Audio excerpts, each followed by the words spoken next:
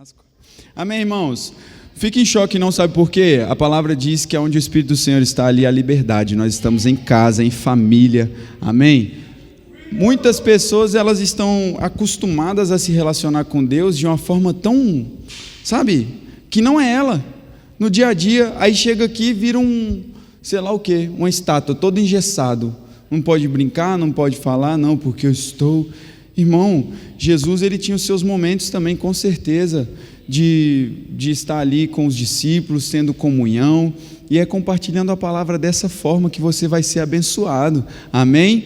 Não fique aí preocupado assim, tipo, e agora, o que vai acontecer, meu Deus do céu, minha vida, eu tenho que ficar agora, eu estou dentro da igreja, eu não posso nem rir. Não, a palavra diz que o Senhor ele está sentado no seu trono, rindo dos seus adversários. Então Deus ele é bem-humorado sim, ele se alegra sim. O apóstolo Paulo ele disse, olha, alegrem-se sempre no Senhor, e novamente direi, ele diz, alegrem-se no Senhor. Isso é muito poderoso, é maravilhoso nós termos esse entendimento, essa consciência da palavra dentro de nós, porque isso vai fazer com que você seja uma pessoa mais leve. De problemas e dificuldades e desafios, aí, irmãos, o mundo está cheio, mas nós, como filhos de Deus, nós somos a resposta que esse mundo precisa. E de que forma eles vão ver Cristo em nós? De que forma eles vão ver o Senhor em nós? Através do nosso testemunho, através da nossa vida, através da forma como você apresenta Jesus para as pessoas, amém? E nós estamos aqui na Páscoa, né, celebrando esse domingo de Páscoa. E eu queria compartilhar algo com você, não vou me estender muito daquilo que nós vamos estar compartilhando hoje aqui, mas eu quero que você tome nota, escreva, é importante que você faça algumas anotações daquilo que vai ser falado aqui, porque depois, amanhã, durante a sua semana, você vai lá no seu bloco de notas, vai dar uma olhada no que você escreveu e com certeza pode servir até de inspiração para você falar de Jesus para outras pessoas, amém? Sobre aquilo que Deus ele tem feito na sua vida. Então, antes de nós entrarmos na palavra de Deus, eu queria que você pegasse sua Bíblia, o seu celular, aquilo que você tem aí na sua mão, e você levantasse assim junto comigo e dissesse assim: eu vou receber tudo aquilo que o Espírito de Deus tem para ministrar. Ao meu espírito, eu tenho olhos para ver, ouvidos para ouvir, uma mente e um coração prontos para receber e entender a palavra de Deus, que é a vontade de Deus para a minha vida, e a minha vida nunca mais será a mesma. Porque eu estou indo de um degrau de glória a outro degrau de glória. Aleluia! O Senhor é bom. Amém? Teve gente que quase foi batizada aí. Degrau de glória. A máscara que não deixou. Nós estamos avançando, irmãos. A nossa vida, ela está indo de um degrau de glória a outro degrau de glória. A Suelane estava contando aqui o testemunho, né? E ela dizendo, quando nós entregamos o controle da nossa vida para o Senhor, as coisas mudam. Sim, realmente isso é verdade. Enquanto você quiser ser o motorista, o piloto do seu carro, você vai ter grandes problemas e correr grandes riscos. Amém, pessoal? Está tudo bem aí? Amém? Glória a Deus. Você vai correr grandes riscos para poder chegar no destino que o Senhor tem para você. Abra comigo em João no capítulo 1, por favor.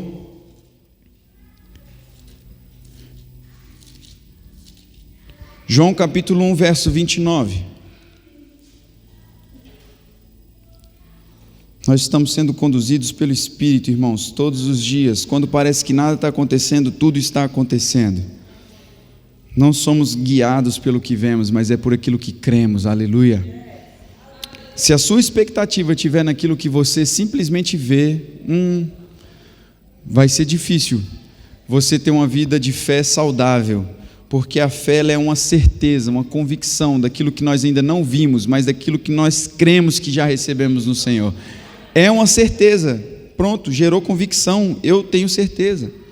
João 1, 29 Diz assim: no dia seguinte, João viu Jesus aproximando-se e disse: vejam, é o Cordeiro de Deus que tira pecado do mundo.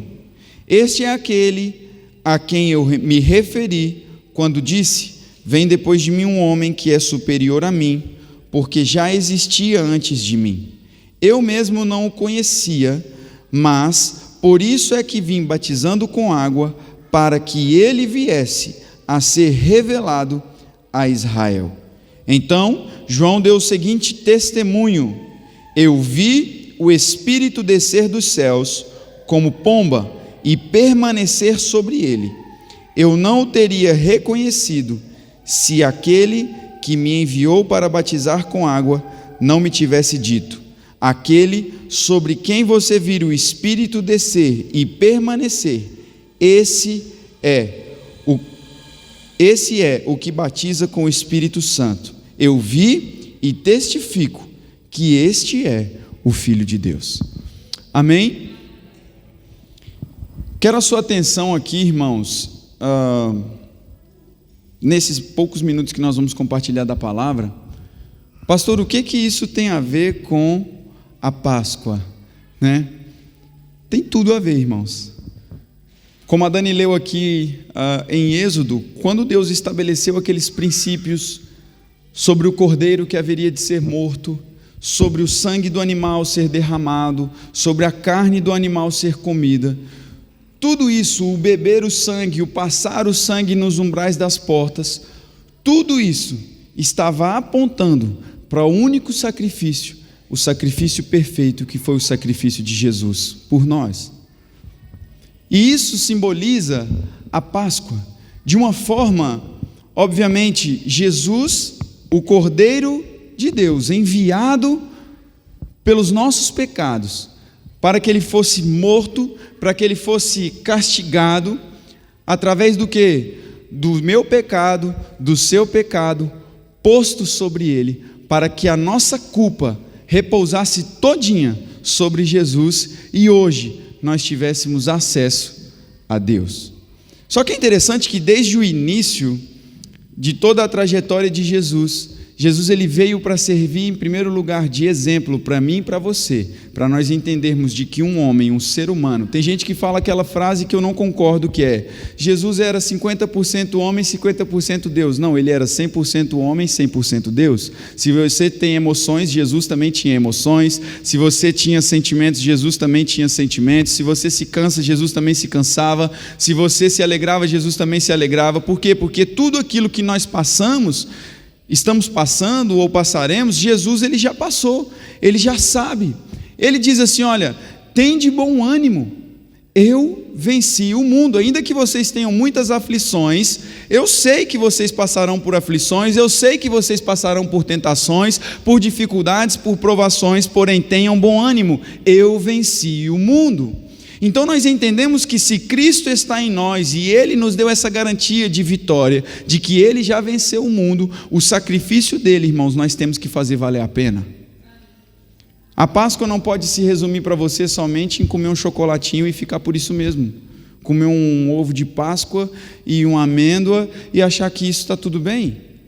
A Páscoa simboliza ainda muito mais, vai além de um chocolate, vai além de uma amêndoa, vai além daquilo que você pode talvez tocar no físico, porque tem a ver com o seu destino, tem a ver com uma mudança na rota da humanidade, tem a ver com a mudança. Olha, o povo estava sendo castigado lá no Egito, estava sofrendo, e o Senhor ele fala assim: olha, eu vou livrar vocês da morte, vocês vão ter que comer da carne desse cordeiro, vocês vão ter que beber do sangue desse cordeiro, vocês vão ter que passar o sangue nos umbrais das portas, e o anjo da morte, quando passar, não vai matar vocês e não vai entrar na casa onde estiver com o sangue na porta. Jesus ele disse que o corpo dele estava sendo partido por nós. A palavra diz assim que Jesus é o pão vivo que desceu do céu, e ele, esse pão partido entre nós, ele disse: olha, esse pão aqui simboliza o meu corpo que foi dado em favor de vocês.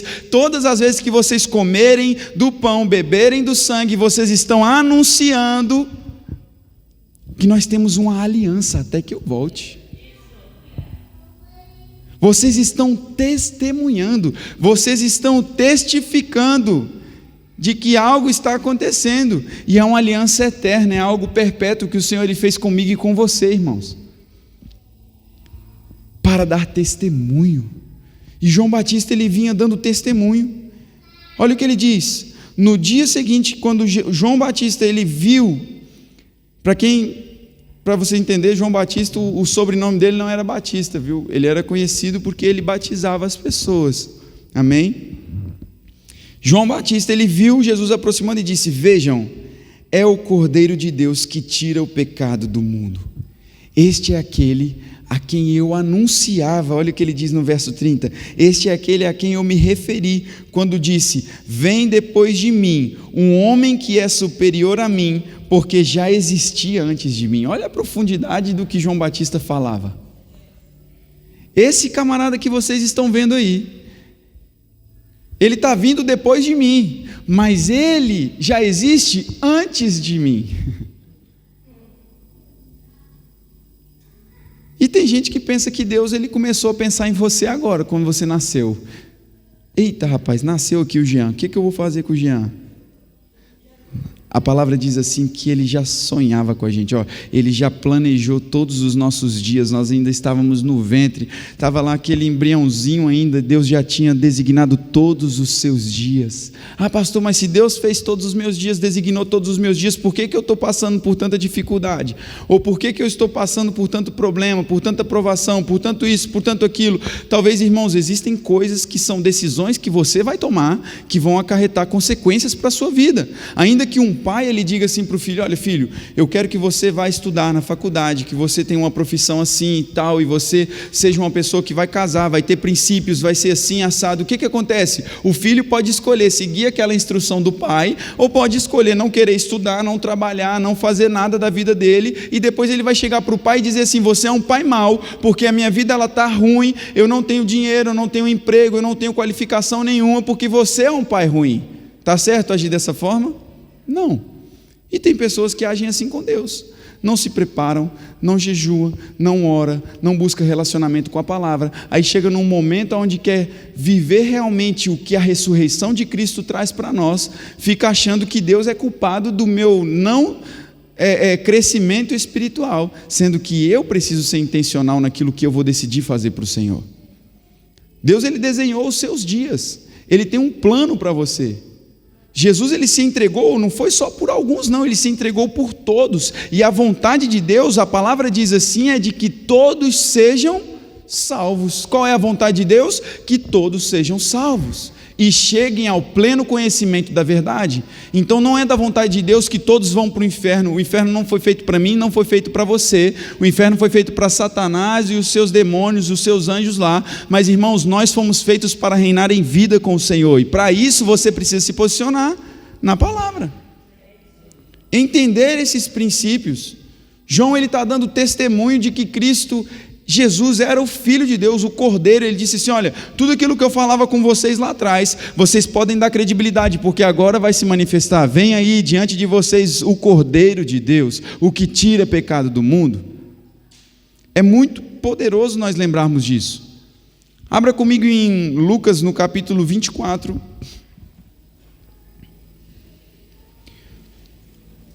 Só concluindo aqui, enquanto você chega lá em Lucas capítulo 24,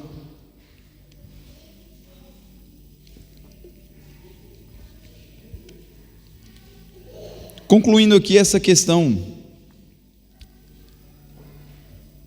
no verso 32 de João 1, ele diz: então João deu o seguinte testemunho: eu vi o Espírito descer dos céus como pomba e permanecer sobre ele. Gente, o Espírito Santo não é uma pomba.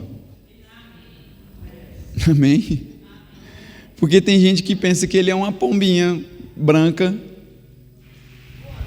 indefesa, que está ali voando. Ele é o poder de Deus.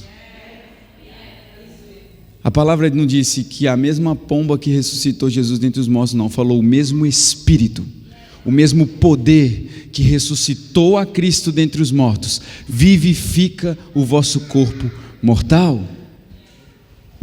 Então não fica com esse entendimento não. Tem gente que gosta até de fazer um desenho assim, a pombazinha O Espírito Santo, a paz. É o símbolo da paz, a pomba, mas não é o símbolo só do Espírito Santo, não. Ele veio em forma corpórea de uma pomba, mas não quer dizer que ele é uma pomba. Amém? Ah, pastor, tão básico isso. Pois é, mas tem crente que até hoje pensa que o Espírito Santo é uma pombinha branca voando. Mas você está aqui para aprender da palavra, amém? Glória a Deus. Quem já chegou lá em Lucas? Aleluia.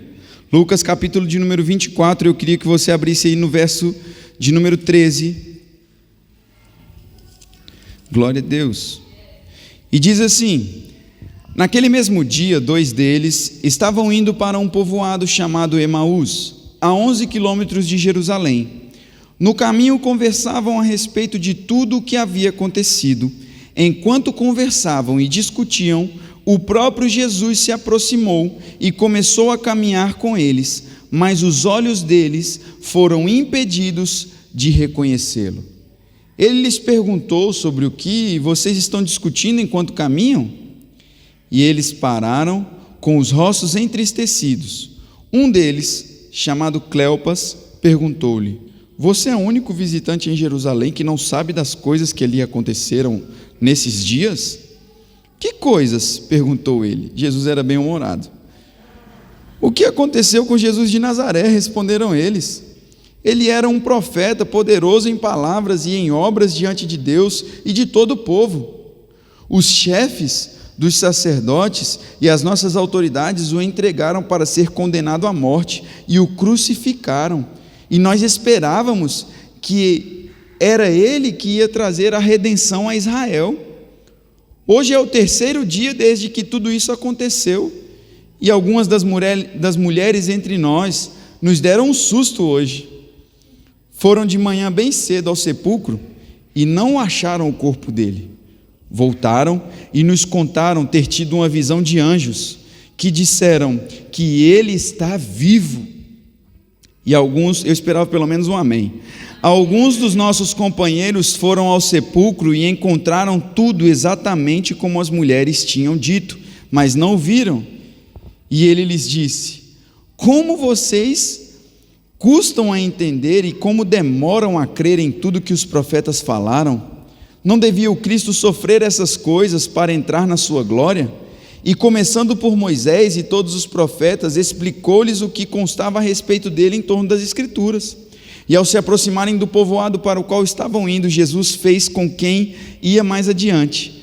Mas eles insistiram muito com ele: fique conosco, pois a noite já vem, o dia está quase findando. E então ele entrou para ficar com eles. E quando estava à mesa com eles, tomou o pão, deu graças, partiu e deu a eles. E então os olhos deles foram abertos e reconheceram, e ele desapareceu da vista deles. E perguntaram-se um ao outro: não estava queimando o nosso coração enquanto ele nos falava no caminho e nos expunha as Escrituras? Esse episódio que nós acabamos de ler aqui, relatado em Lucas, irmãos, Jesus ele tinha acabado de ressuscitar novamente, e ele então começa a se revelar aos seus discípulos novamente. E o interessante é que eles estavam se lamentando com Jesus, reclamando com Jesus: não, você é o único que está visitando aqui, não é possível que você não sabe o que aconteceu, mataram Jesus, ele era muito bom, ele era bom em obras diante de Deus, em palavras, ele era um profeta, ele era uma bênção. E aí Jesus andando com eles ali, entendendo o nível de fé, irmãos, que eles estavam. Entenda uma coisa: Jesus ele está interessado em se revelar a você, e ele vai respeitar o nível de entendimento que você tem. Ele não quer que você olhe para ele já imediatamente. Tem pessoas que não vão conseguir, é normal. Nós não temos, irmãos, uma ideia clara a respeito de alguém somente vendo por uma vez, não. É preciso você o quê? Se relacionar com essa pessoa, começar a conversar com ela, conhecer ela, para que você entenda o que ela pensa, quem ela é, o que ela gosta. Não é assim que funciona? Com a palavra de Deus é a mesma coisa. Se você quer conhecer o caráter de Deus e você quer conhecer o que Deus pensa ao seu respeito, você precisa ter um relacionamento com a palavra.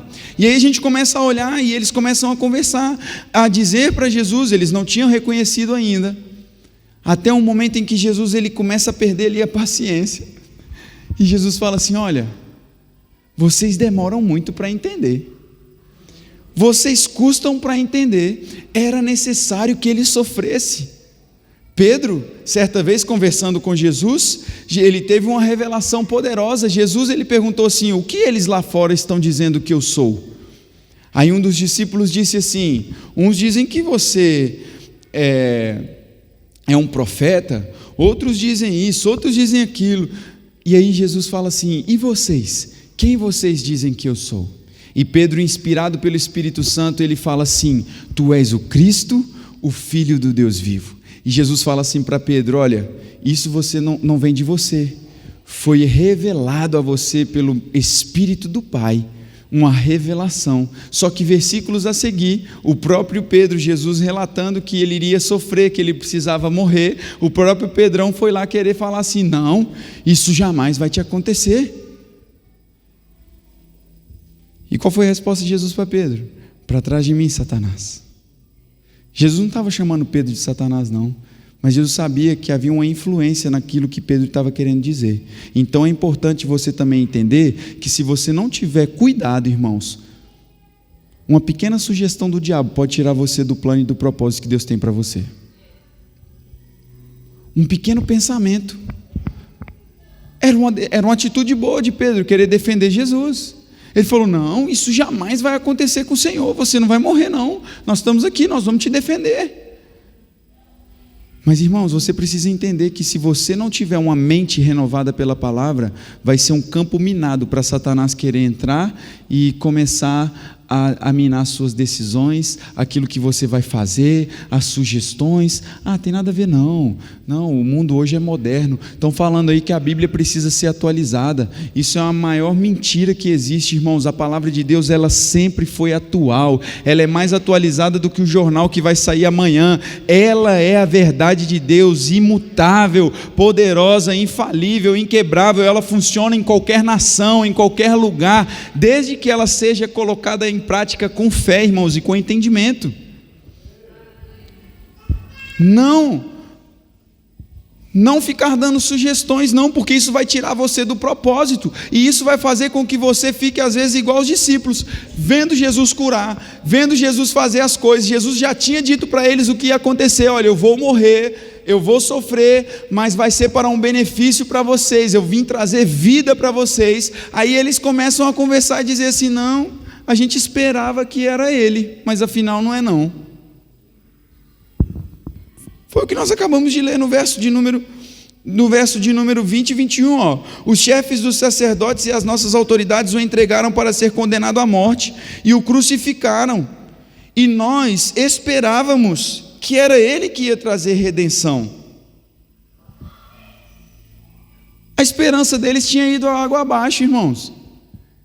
Eles tinham perdido todas as esperanças. Nós esperávamos que era ele, mas ele morreu.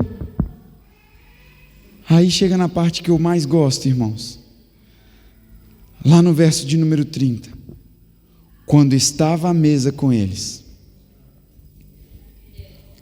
tomou o pão, deu graças, partiu e deu a eles, e então os olhos deles foram abertos e reconheceram, e ele desapareceu da vista deles. Na mesa, na comunhão, é onde os nossos olhos são abertos. Na comunhão com a palavra. A palavra diz em Hebreus que o Verbo se fez carne. A palavra se tornou carne. Na mesa, tempo de comunhão, de intimidade com a palavra traz revelação ao seu entendimento. Os olhos do seu entendimento serão abertos quando você começar a comer do pão vivo que desceu do céu. Jesus, ele parte o pão. A Bíblia não falou que Jesus ficou rodopiando, que Jesus ficou ali fazendo um movimento. Jesus, ele parte o pão e dá graças. A unção, irmãos, ela vai justificar você. A unção, ela vai testificar. E Jesus, ele não só apareceu para eles e deixou eles ali à deriva. Ele aparece novamente depois para os discípulos mais para frente. Vai lá para o verso 44, perdão. Jesus aparece novamente para os discípulos e ele diz assim: e disse-lhes: foi isso que eu lhes falei enquanto ainda estava com vocês. Era necessário que se cumprisse tudo o que a meu respeito está escrito na lei de Moisés, nos profetas e nos salmos. E então lhes abriu o entendimento para que pudessem compreender as Escrituras. Só para que existe uma cooperação do Senhor conosco. Tem gente que às vezes fala assim: eu não leio a Bíblia porque eu não entendo nada, eu não consigo entender a Bíblia. A Bíblia é o único livro, irmão, que você vai ler na presença do autor. O autor vai ler junto com você. Se você comprar um livro aí na livraria, na Bertrand, qualquer outra livraria que tem aí, você não vai ter o autor junto com você. Você vai ver lá o nome dele, alguma biografia pequena falando sobre ele ali. Porém, você não tem o privilégio, a não ser que ele seja seu pai ou um amigo seu. Mas a Bíblia não. A Bíblia é um livro que, quando você começa a ler, existe uma cooperação do Senhor, assim como está aqui, ó. Então lhes abriu o entendimento para que pudessem compreender as Escrituras. Antes de você ler a Bíblia, irmão, ore. Fale: Senhor, eu quero ouvir a tua voz.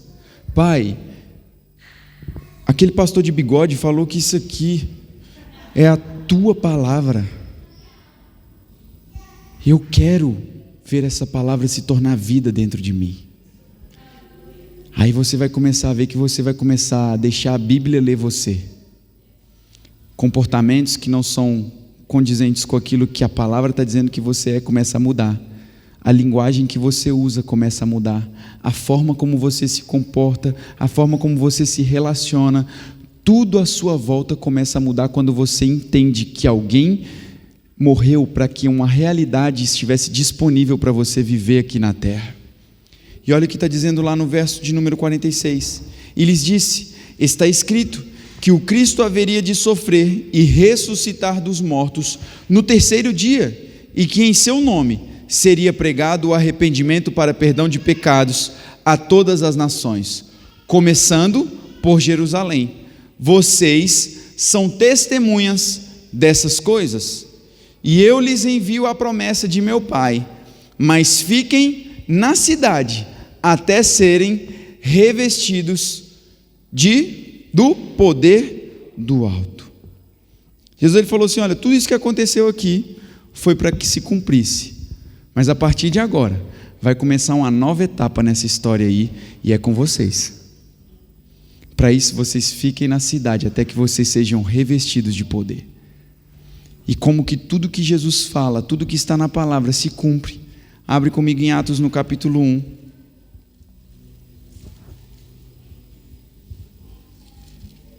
Já estou caminhando para nós encerrarmos.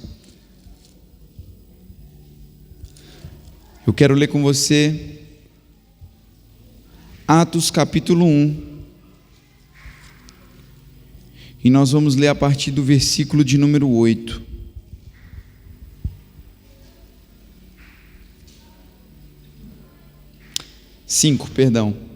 Verso 5. Pois João Batista batizou com água, mas dentro de poucos dias vocês serão batizados com o Espírito Santo. Então os que estavam reunidos lhe perguntaram: Senhor, é neste tempo que vais restaurar o reino a Israel? E ele lhes respondeu: não lhes compete saber os tempos ou as datas que o Pai estabeleceu pela sua própria autoridade, mas receberão poder quando o Espírito Santo descer sobre vocês, e serão minhas testemunhas em Jerusalém, em toda a Judeia e Samaria e até os confins da terra. Aqui em Atos, quem escreveu Atos foi Lucas. E o próprio Lucas ele está dizendo assim: olha, Jesus, certa vez, ele disse para nós: vocês vão ficar em Jerusalém até que vocês sejam revestidos de poder. Vai descer sobre vocês o Espírito Santo e vocês vão dar testemunho. E eles perguntando para Jesus: é nesse tempo agora então que o Senhor vai restaurar tudo? Jesus falou com eles assim: olha, vocês não têm que ficar preocupados com qual é o tempo não, vocês têm que entender que vocês estão sendo cheios para testemunhar, para dar testemunho. Aí tem gente que fica preocupado: ai, será que Jesus vai voltar em 2022? Será que Jesus vai voltar em 2023? Será que vou dar tempo de eu casar ainda? Será que vai dar tempo de... ai meu Deus, eu preciso construir minha casa própria ainda antes de Jesus voltar. Eu preciso ter um filho ainda antes de Jesus voltar. E Jesus, ele está assim: olha, você não foi cheio do Espírito Santo para ficar preocupado se é em 2022 que ele vai voltar, se é em 2030, se é em 2040, mas foi para dar testemunho do poder dele, aleluia, pregando o Evangelho, anunciando as boas novas, curando os enfermos, restaurando a vida deles. É para isso que nós somos cheios do Espírito Santo. Agora as pessoas vão ficar preocupadas, irmão. Os discípulos estavam preocupados: é nesse tempo? Quando é que vai ser? Será que é agora? Será que é amanhã? E Jesus falou para eles assim: olha, vocês não têm que ficar preocupados com esse tipo de coisa não. Não é tempo disso. Mas vocês receberão poder quando o Espírito descer sobre vocês, e serão minhas testemunhas em Jerusalém, em Judéia, Samaria e até os confins da terra. E lá em Atos, no capítulo 2, irmãos, nós vamos ler, você vai ver que a palavra de Deus, ela se cumpriu, e eles estavam cerca de 120 pessoas ali reunidas naquele lugar, até com que o Espírito Santo desceu sobre eles. Eu amo muito o livro de Atos, porque fala da igreja primitiva, os primeiros cristãos, como a igreja começou, a forma como nasceu, e deixa muitos ensinamentos para nós. Eu digo isso muitas vezes: os discípulos, eles não tinham o que nós temos hoje. Hoje nós temos a palavra de Deus escrita, eles tinham também. Eu digo do Novo Testamento, de nós olharmos para a história, de tudo que esses homens viveram, das experiências que eles tiveram, daquilo que nós já vivemos também, mas eles tiveram que ter uma coisa só, irmãos. Hoje nós estamos lendo a história que, inspirada por Deus, eles viveram, alguém escreveu, relatou todos os acontecimentos, e nem todos os milagres de Jesus foram tantos que ele fez, não cabe aqui nesse livro, se a gente fosse colocar. Mas as pessoas precisam ter esse entendimento de que a palavra, irmãos, é a garantia que nós temos hoje. O que os discípulos eles tinham naquele tempo? Fé. Vai dar testemunho do quê? Por que nós somos chamados cristãos? Por que os primeiros irmãos, os primeiros cristãos foram chamados de cristãos? Porque a mensagem deles era uma só: Cristo ressuscitou dentre os mortos. Como? Eu posso dar testemunho disso. Ele disse que eu receberia poder para curar os enfermos, expulsar demônios. Ele disse que você também pode. Não está disponível só para os apóstolos, não. Não está disponível só para a gente ler aqui e falar: nossa, que legal, eles expulsavam demônios, eles curavam os enfermos, que bacana, devia ter sido muito legal viver nessa época. Tem gente que lê a Bíblia desse jeito. Aí fiquei comemorando Páscoa com ovinho de Páscoa, legal, Natal. Ei, irmão, nós precisamos amadurecer na nossa fé, entender que Jesus, ele morreu, e a autoridade que ele tinha, ele delegou a nós. Ele disse: olha, eu estou indo para o Pai, mas eu dei poder para vocês também. O mesmo Espírito que habitava em mim é o mesmo que vai descer sobre vocês. Os discípulos talvez ficavam pensando assim: agora Jesus vai embora, lascou para nós, vai ficar difícil. Ele disse: não, é necessário que eu vá para que o meu Pai envie outro, semelhante, paracletos, igual, a mesma espécie, para que ele venha habitar dentro de vocês, para que vocês tenham a capacidade de dar testemunho. Não é só uma pessoa dar testemunho não, irmãos, vários testemunhando da ressurreição. O apóstolo Paulo, em 1 Coríntios 15, você já leu 1 Coríntios 15? Amém. Se você ainda não leu, vamos lá abrir comigo. Óbvio, nós não vamos ter tempo para ler todo o 1 Coríntios 15.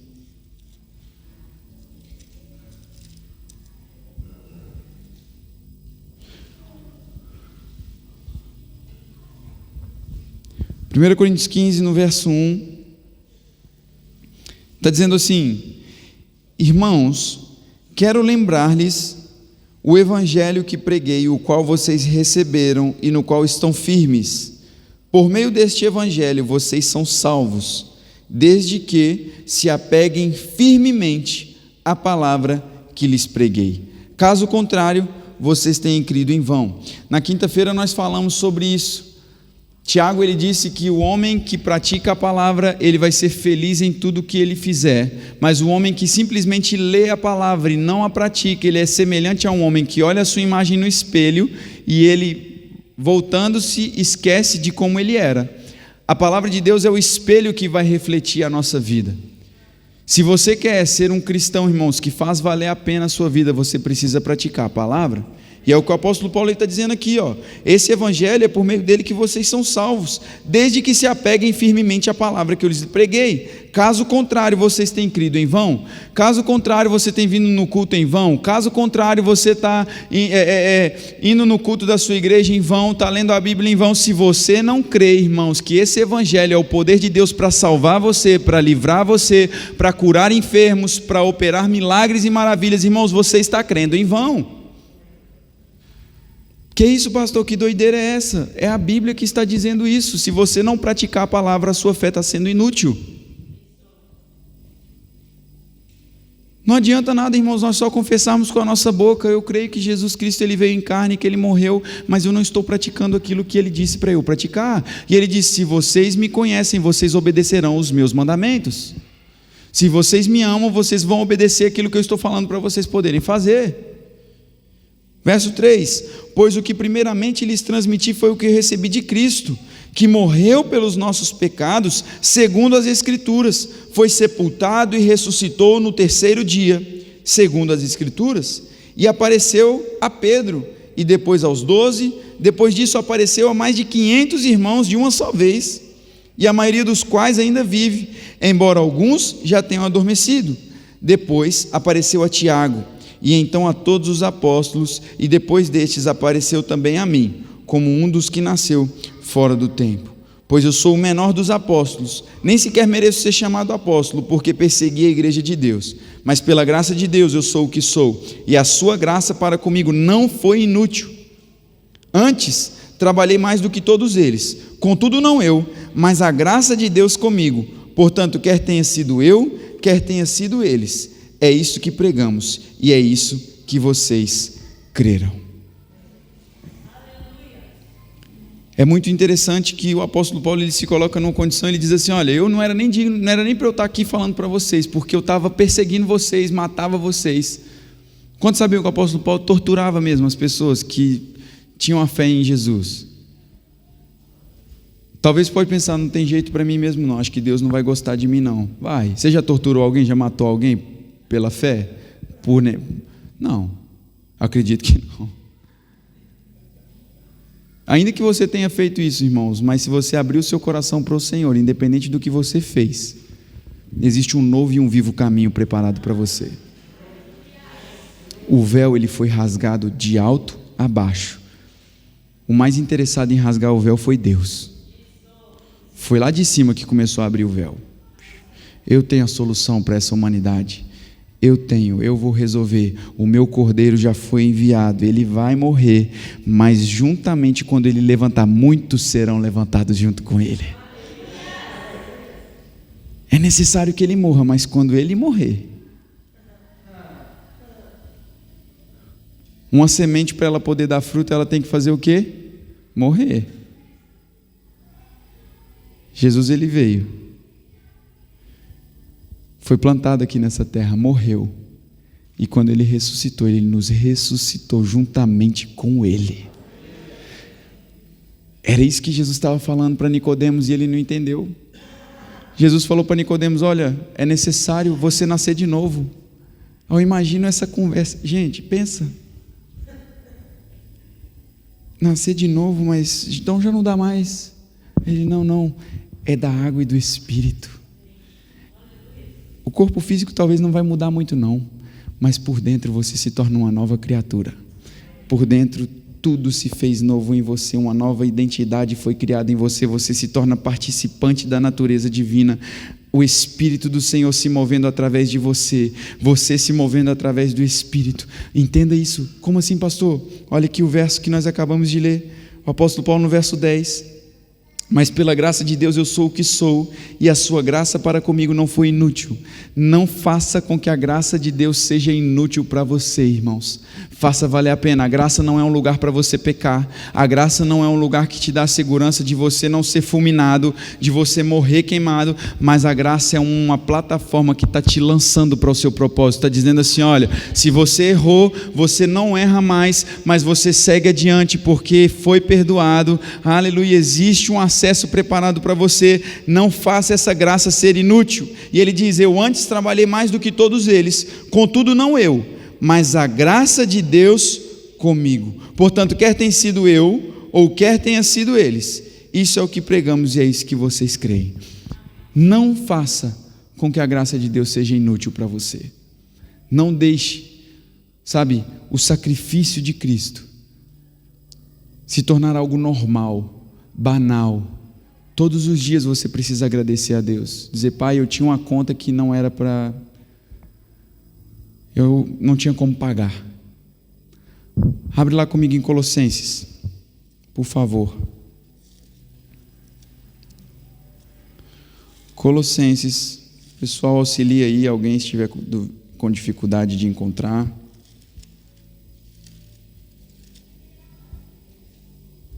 Obrigado, Pai.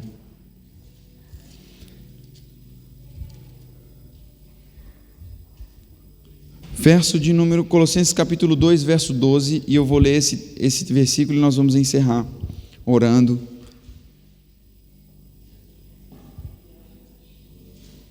Verso 9 diz assim, pois em Cristo habita corporalmente toda a plenitude da divindade, e por estarem nele, diga, eu estou em Cristo, que é o cabeça de todo o poder e autoridade, vocês receberam a plenitude.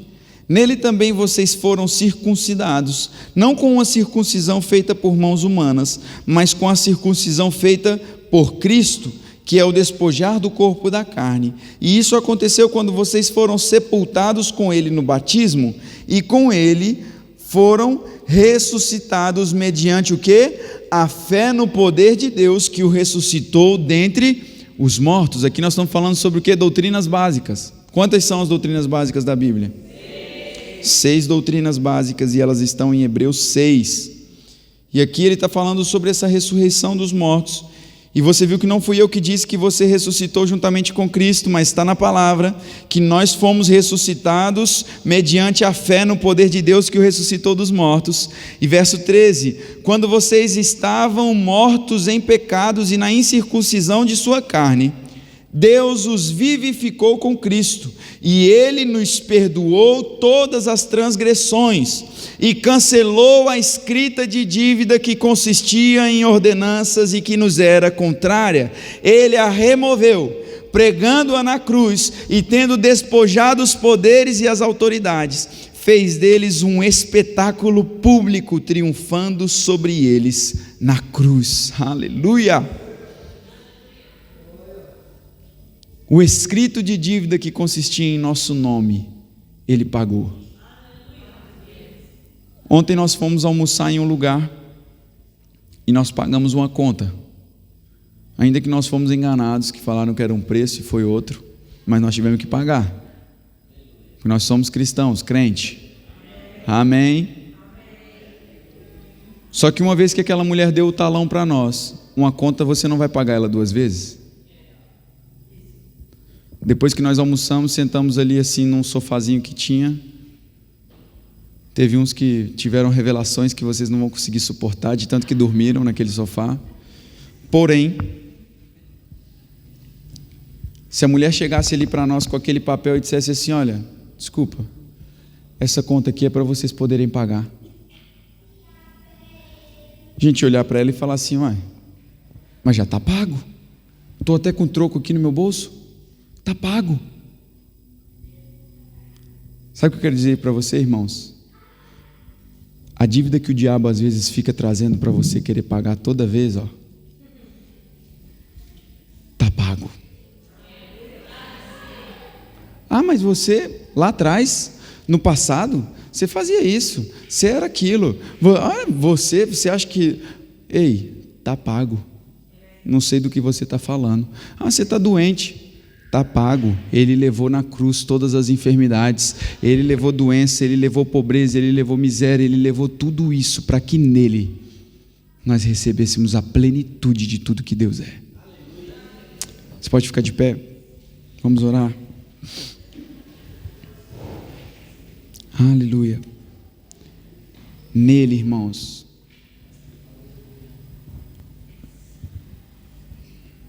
como eu disse para vocês, a Páscoa, ela simboliza a nossa salvação. E isso tudo que nós falamos aqui está incluído no pacote.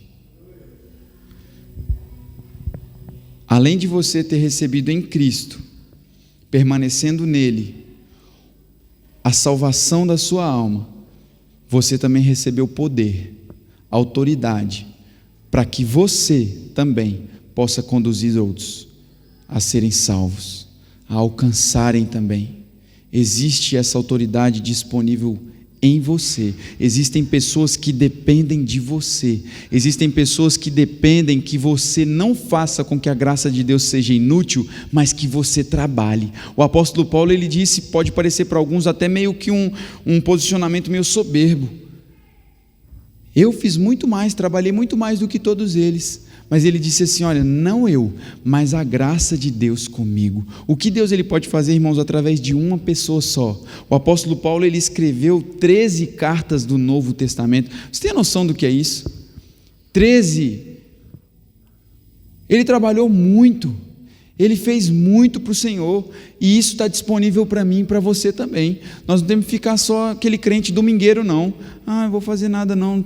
Tem sempre alguma coisa que você pode fazer, tem sempre alguém que você vai alcançar, tem sempre alguém que você pode mandar mensagem no domingo para poder vir para a igreja. A Fran mesmo disse, hoje era para estar lotado aqui, comparado com o número que nós temos tido de frequência das pessoas. Mas o entendimento precisa ser aberto ainda para algumas pessoas, irmãos, e nós precisamos não inverter os valores. A palavra diz que nos últimos dias o amor de muitos se esfriaria, mas ainda dá uma garantia que é o que me traz segurança, diz assim, o amor de muitos se esfriará, mas não de todos. Que nós estejamos incluídos nessa segunda parte. Que você esteja incluído nessa segunda parte. O amor não vai se esfriar. O amor do seu coração não vai se esfriar, a chama não vai se apagar, não vai apagar. Feche seus olhos. Pai, nós te rendemos graças. Obrigado, Senhor, porque o teu sacrifício foi um sacrifício perfeito, um sacrifício agradável, um sacrifício santo, Pai. Como nós te amamos, Jesus. Obrigado, Pai, porque o Senhor se entregou naquela cruz por nós. Por amor. O Senhor, quando estava lá, Pai, o Senhor pensou em nós, o Senhor sabia, Pai, que nós iríamos fazer valer a pena, Pai, e nós estamos aqui, Deus, com o nosso coração disposto, aberto, disponível, gratos ao Senhor, ó Pai, porque se hoje nós temos, Pai, a celebração da Páscoa, é porque nós sabemos que a nossa realidade não é mais uma realidade de escravidão, não é mais uma realidade de miséria, não é mais uma realidade, Pai, de pecado, mas nós fomos justificados pelo Senhor. Nós temos, Pai, hoje, podemos participar do Teu corpo, Pai, tomar do Teu sangue, Pai, simbolizado ainda em um suco de uva, mas nós sabemos, Pai, que é a nossa fé, Pai, que move, é a nossa fé no Teu poder, Pai. Obrigado, Senhor, porque o Senhor não só morreu, mas o Senhor disponibilizou para nós, Pai, poder, autoridade, para nós testemunharmos, ó Pai, a verdadeira Páscoa, Senhor, para nós testemunharmos, ó Deus querido, a ressurreição e a vida de Cristo, fluindo dentro de nós, Pai, que nós possamos andar, ó Deus, sobre essa consciência na palavra, não negligenciando, Pai, não agindo, ó Deus, de forma irresponsável diante do chamado, diante do propósito que o Senhor tem para cada um de nós, mas frutificando, Pai, em toda boa obra. Obrigado, Senhor, porque nós temos uma realidade, Deus, de salvação no Senhor, uma realidade, ó Pai, de poder, de favor, de graça, porque um dia o Senhor voluntariamente se entregou, ó Pai, por cada um de nós aqui, e que nós possamos, ó Deus, ter a capacidade de influenciar outras pessoas, Pai, a viver essa realidade de relacionamento puro com o Senhor, Pai. Em nome de Jesus nós te agradecemos, Pai. Amém e amém. Aleluia. Amém, pessoal.